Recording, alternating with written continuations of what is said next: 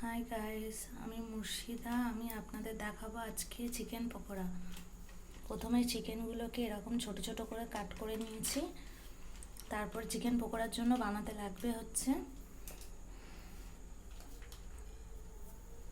রসুন বাটা, গোলমরিচ, পাতিলেবুর রস, কাঁচা লঙ্কা, কর্নফ্লাওয়ার। প্রথমে আমি দিয়ে দিচ্ছি লেবুর রস। লেবুর রসটা দেওয়ার ফলে চিকেনের যে একটা স্মেল আছে, বাজে স্মেল, সেটা চলে যায়। তারপরে দিয়ে দিচ্ছি রসুন বাটা, দিয়ে দিচ্ছি স্বাদ মতো নুন, অল্প পরিমাণে চিনি, দিয়ে দিচ্ছি গুঁড়ো করে নেওয়া গোলমরিচ, দিয়ে দিচ্ছি কাঁচা লঙ্কা। এটা আমি 15 মিনিটের জন্য ম্যারিনেট করে রাখবো। ফিরে আসছি 15 মিনিট পর। ফিরে এসেছি 15 মিনিট পর। এর মধ্যে এবার দিয়ে দেবো বেসন 1 চামচ, কর্নফ্লাওয়ার 1 চামচ।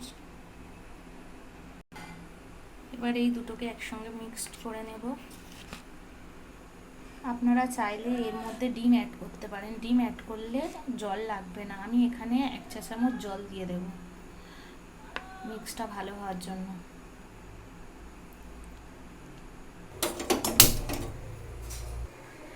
গ্যাস আমি জ্বালিয়ে দিয়েছি।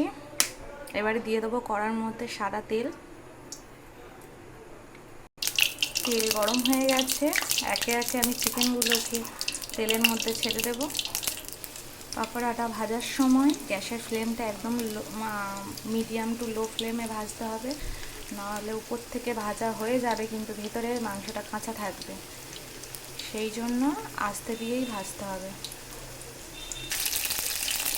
একটু পরে আমি একটু উল্টে পাল্টে দেবো মাঝে মাঝে মধ্যে।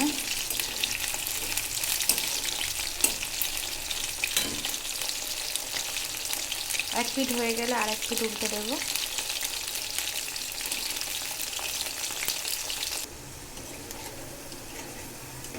দেখুন বন্ধুরা, বাদামি বাদামি হয়ে গেছে। এবারে আমরা তুলে নেব। এগুলোকে তুলে নিয়েছি, বাকিগুলো আবার একইভাবে ভেজে নেব।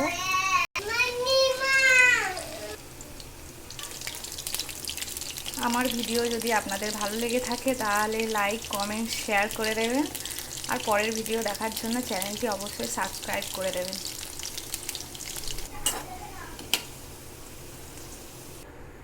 আমাদের চিকেন পকোড়া সব তৈরি হয়ে গিয়েছে। গরম গরম এটি সসের সঙ্গে সার্ভ করে দিয়েছি।